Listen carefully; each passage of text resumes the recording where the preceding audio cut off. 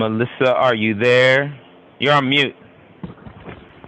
There. Oh, there you go. It wouldn't let me unmute. So I'm like, it won't let me do my video. It wouldn't let me unmute. I'm like, what's going on? I'm like freaking out. Oh, okay, no worries.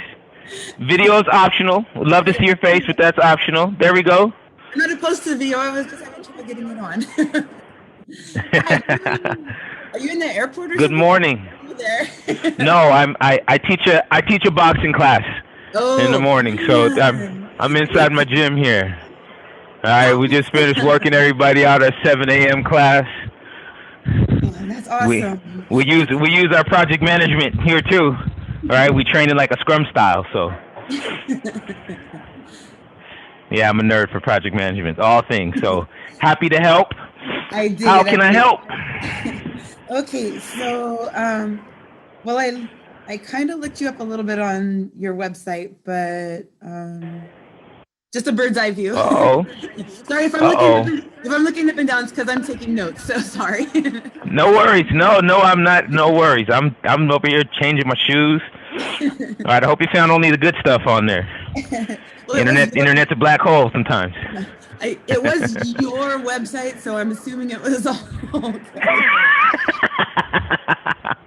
Very true. Very true.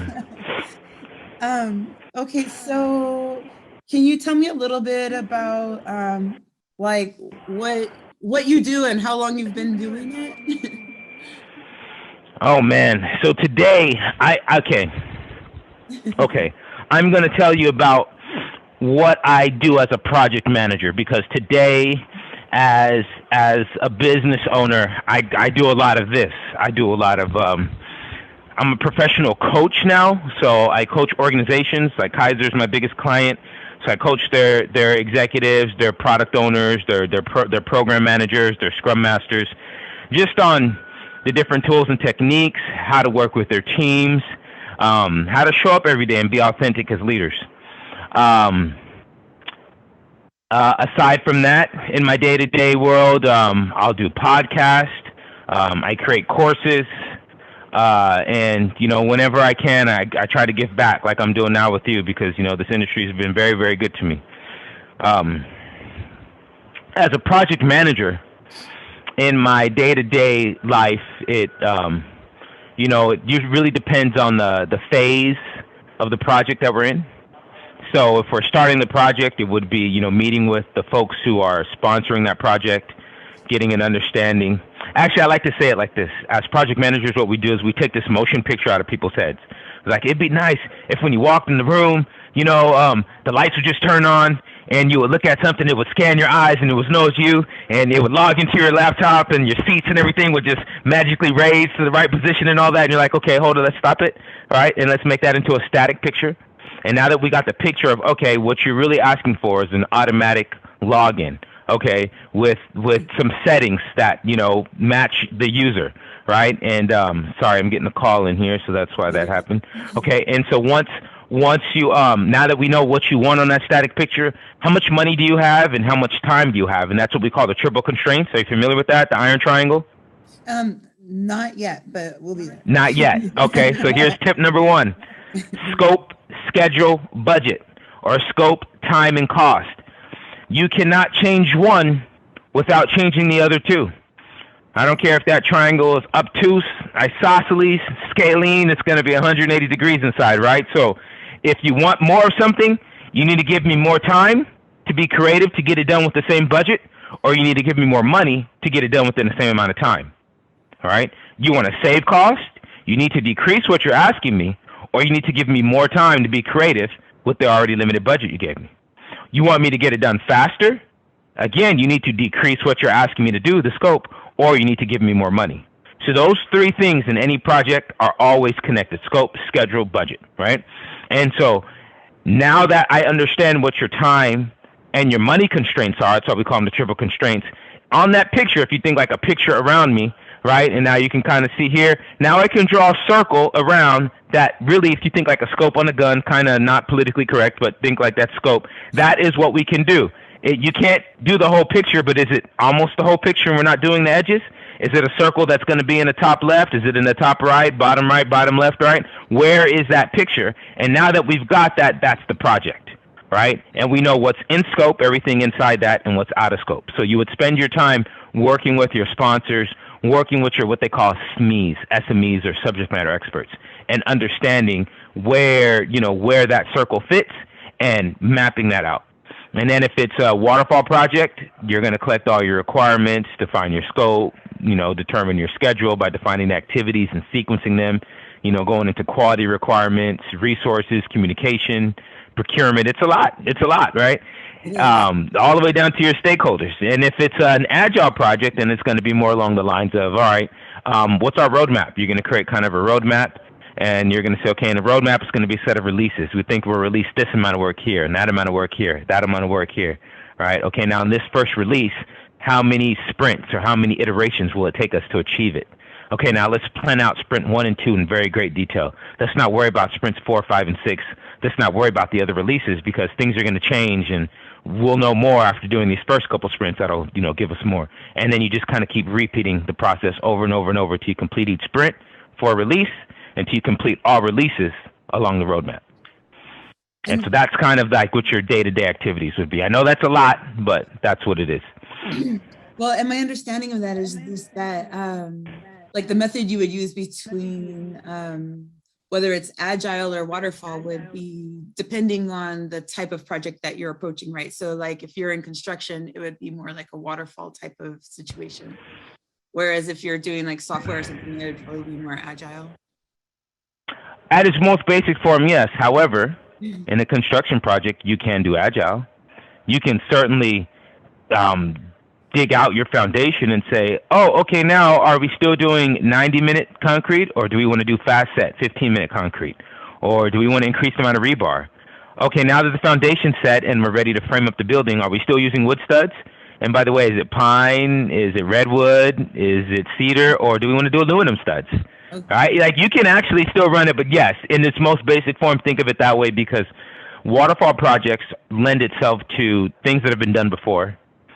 Don't reinvent the wheel. You know what those processes are. You can do it in a very linear, a sequential design. And then software projects lend itself to things that's never been done before. So you more change driven. So like if you think product development, if I'm building a car, I can certainly use agile to develop the concept from paper to product. And then when it's time to mass produce the car, then I can roll that into a waterfall project as well. Right. So there are, but yeah, generally speaking, you got it. Okay. Like you said, at its most basic form, right? So I know with project management, obviously it takes a lot of coordination and dealing with a lot of different types of personalities and people, and having the ability to communicate really well. Yes. What type of tips would you give for someone that would consider themselves a poor communicator but still wants to pursue project management? I would say, first of all, you're already on the right track, because if you consider yourself a poor communicator, that means that you've identified an area of weakness. And one of the first things that you can do bad as a project manager is to think that you know it all and think that you're good at everything. So if you already know communication is poor, great. Go find other project managers who are good at communication. If you have a PMO within your organization, a project or a program management office, go find some templates for communication plans and go do that. Or go talk. The easiest way is to find out your key stakeholders, the people who are paying for your project, the end users of your project, and go find out from them, how would you like to be communicated with? Do you prefer email? Do you prefer phone calls? And what kind of cadence, right? Is it weekly? Is it monthly? Biweekly? And then what level of granularity do you want me to work with you on? And, and then in what format?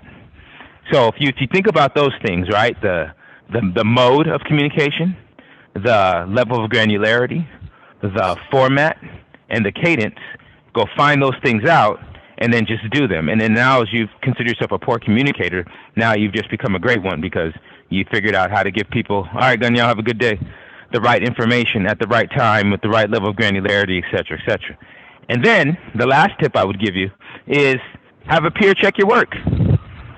Before you send something out, have a review team.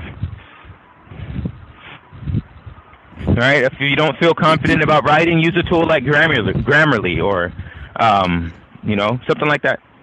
For me, I think it's a little bit more like I get awkward face to face, and so that's kind of where I'm at. Like writing, I can do with the face to face stuff that I get weird with. So, and I'm leaving the gym, so my Wi-Fi is going to disconnect, so it might freeze up on you. But I'm dialed in, so my voice should still come through. So one of the things that you can do then is you can join. Have you heard of Like Toastmasters? I have, yeah. My dad actually just recommended that too. Yep, use Toastmasters, and Toastmasters does cost money.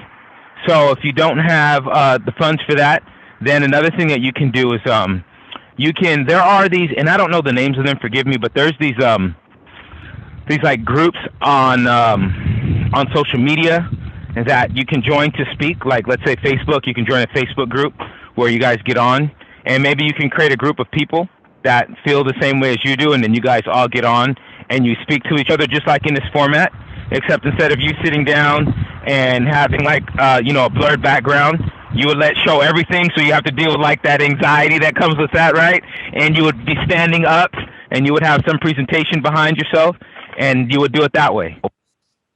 That's what I would recommend. So how do you find is the best way to deal with like difficult teammates or slacking teammates, someone that's not pulling their weight? Yeah, see, one of the things about project management is that we're paid to get people to do the jobs that they're already paid to do in the first place. How do we deal with that? In my experience, the best way is to create transparency. Meaning, number one thing, everybody knows what their roles and responsibilities are, not only of themselves, but of everybody else in order to make the project successful. And once that's set up, then the other way to make it transparent is now that everybody knows, it needs to be somewhere. So if we're co-located and we're working in the same place every day, then that needs to be up on the wall. Who's responsible for what? Who's accountable for what? Who do we consult with for what? Who do we inform for what? And they call that a RACI chart, RACI, and you can look that up and either get it out. But with COVID these days, we're not co-located. So then what that means is it would be located, on some intranet site, or maybe we're on Teams and we have a Teams channel, right? Like a Slack channel or something, and get it out so that way everybody's tasks and roles and responsibilities are all put out there and it's transparent. And now it's not about you having to keep the team, on track, but the team keeps the team on track. Does that make sense? It does, yeah. What if that doesn't work? That's a great question, because it's not always going to be successful. And what happens is when it doesn't work, what it means is that person doesn't care. Because it's one thing to be held accountable by a project manager, it's another thing to be held accountable by your team. When you're in a situation where the entire team can see that you're not getting your job done and you still don't care, then that means that there's two things. There's an opportunity, one, for you as a project manager to work with that person, to either counsel them or upskill them, or recommend some sort of formal training within the organization, or B, in some cases, it's time for you to remove that team member. So once you've created transparency and you've created a form of accountability of the team, that is almost the absolute best that you can do to bring those things to light. And when they come to light, then those are your opportunities. We coach and we mentor, and when that doesn't work, then we remove teammates, because ultimately the project needs to be successful and those people have to do their share of the work. Okay. See, so yeah, it's not always going to work. It's not always going to work. I've wondered that because I've run into that a few times, like in our student groups, where someone doesn't want to pull their weight, and I've tried doing kind of like what you said, making a list, because like you said, we're remote, so we have it but I'm posting it and putting it in front of their faces, and even kind of talking about it at the beginning. But then if they're still not, I'm just like, okay, now what? Because I don't want to be like extra with them, but at the same time, I want a good grade. So, well, you don't have to be extra, but you also don't have to be afraid to be direct, meaning that, hey, here's the work, here's what needs to be done. I noticed these tasks are done, these ones are not. Team members, can you guys all make sure that we're being held accountable to each other, because ultimately it's a team effort. First time around doesn't work. Okay, second time. All right, here's the work that's done. Here's the work that's not being done. I noticed that these roles have not completed the work. I've set up some time to work with each of you to find out how I can help remove any of the roadblocks or the impediments that are in your way that are keeping you from being able to get your job done, right? Because the first thing that we want to do is be able to assist and not attack, right? Right. And so it's like, let me help remove these. And then when that doesn't work, it's like, okay, let's just have a conversation. And that's where you, as the person, as the leader, have to decide, is it appropriate for me to do this in a team forum or an individual forum, right? There's no right or wrong answer there. There's an answer that depends on the scenario, and that's where you make the call. And you just make the call with the best intention for the project and the team in mind. And sometimes if you do it in an individual forum and it's the wrong thing, or you're doing it in a team forum and it's the wrong thing, that is okay. As long as your number one goal was to try to help, then you'll make mistakes and you'll learn from them. So never be afraid to be direct. Never be afraid to just say what you're doing. Just make sure that it's always with the team in mind. Okay. So, well, and I guess that kind of rolls into one of my next questions, which was about lessons learned. Now, I know we're going on, or we have actually exceeded 20 minutes, right? Do I need to let you go? Because I want to stay mindful of your time too. Yeah, I have 8:19. I have one more minute until I start with Cherie. So you get last question in, and then we can meet again if you'd like. Many times as you need. Okay, that just kind of, no, I'm good. Let's cut it there, because I don't want to exceed the time, like I said, but yeah, I appreciate your time. I am so grateful for you. Absolutely. I'm happy to help in any way to give back. So if you have any other questions, just shoot me an email, or if you want to set another time, set it, we'll do it. Okay, thank you so much. You're welcome. Take care. Have a good day. Bye now. You too.